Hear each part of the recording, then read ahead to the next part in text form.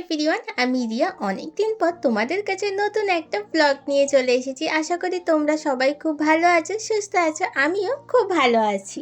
অনেক দিন পর একটা ইনভিটেশন বাড়ির নিমন্ত্রণ পেলাম। আমি, মা, বাবা, তার সঙ্গে আমার ভাই বোন সবাই মিলে রেডি হয়ে চলে গেলাম বার্থডে বাড়িতে। তো আমার বাড়ির পাশে একটা পিসি থাকতো, সে অনেকটা দূর চলে গিয়েছে, তার একটা নাতনি হয়েছে।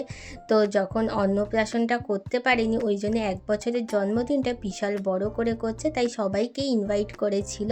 তো যখন আমরা পৌঁছেছি প্রায় তখন রাত 9টা বেজে গিয়েছে, আর ওই সময় খুব জোর বৃষ্টিও আসছিল। দেখলেই যে আকাশটা মেঘ করে এসেছে, আকাশ ডাকছিল, ওই জন্য তাড়াতাড়ি চলে আসার পর এখানে ফুচকা স্টল বসেছিল। প্রথমে গিয়েই ফুচকা খেয়ে নিয়েছি, তারপরে এখানে আসার পর দেখলাম একটা বাজে জিনিস হয়ে গেছে। আগে একটা কেক আনা হয়েছিল 1 বছরে, তো সেই কেকটা যিনি পার্সেল করেছে সে খুব বাজেভাবেই পার্সেলটা করেছিল, তাই জন্য কেকটা পুরো ঘেটে গিয়েছিল।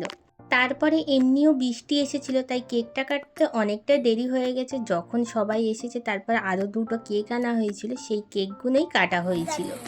দেখো, happy birthday Arpita madam, happy birthday to you.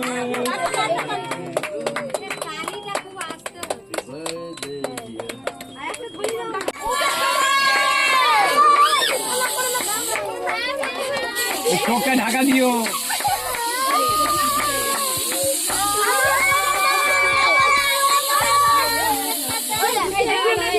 ওরা টানো, টেনে ওপর দিয়ে খুলতে হয়।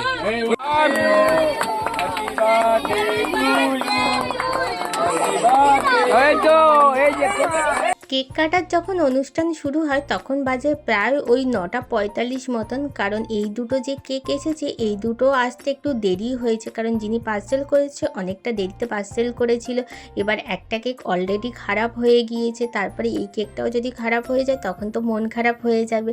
ওই জন্য এই কেক দুটোকে খুব সুন্দর করে সাজিয়ে গুছিয়ে করতে করতে প্রায় তখন 10টা বেজে গিয়েছে। তারপরে একটুখানি ফটোশ্যুটও হচ্ছিল, তাই জন্য একটু কেক কাটার অনুষ্ঠানটা দেরিতেই হয়েছে। তারপরে কেক কাটা হয়ে যাওয়ার পর আমরা খেতে চলে আসলাম। এবার চলো তোমাদেরকে বলি জন্মদিনের অনুষ্ঠানে কি কি খাবার দাবারের আয়োজন করা হয়েছিল। প্রথমেই দিয়েছিল আমাদেরকে এগ টেবিল, আর তারপরে ছিল ভাত, ডাল, ঝুরি ঝুরি আলু ভাজা, আর তারপরেই দিয়েছিল কাতলা মাছের কালিয়া, তারপর ছিল চিকেন কষা, আর সবশেষে ছিল চাটনি, পাঁপড়, মিষ্টি, রসগোল্লাই দিয়েছিল।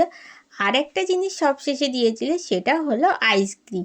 খাবার দাবার তো একদম জমে গিয়েছিল, খুব সুন্দর রান্নাগুলো করেছিল, নর্মাল করেছিল, কারণ এত গরমে মানে নর্মাল খাবার দাবার খাওয়াটাই বেটার মনে হয়। তো আজকে ব্লগটা এই পর্যন্ত, দেখা হবে অন্য আর একটা ব্লগ নিয়ে। তো তোমাদের কেমন লাগলো অবশ্যই কিন্তু আমাকে কমেন্ট করে জানিও।